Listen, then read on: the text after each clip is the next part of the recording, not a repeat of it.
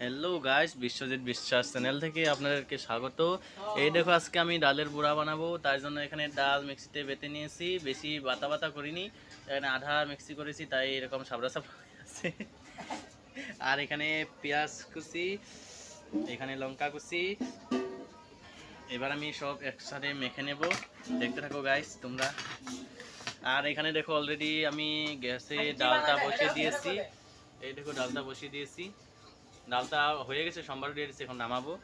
আর গ্যাসটা আমি লোতে দিয়ে চালতে থাক। আর এখানে আমি মেখে নিই সব কিছু। প্রথমেই দেব পেঁয়াজ কুচি,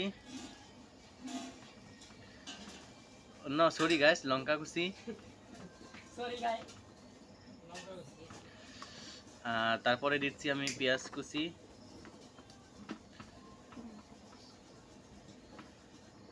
আর অল্প দিয়ে দিলাম।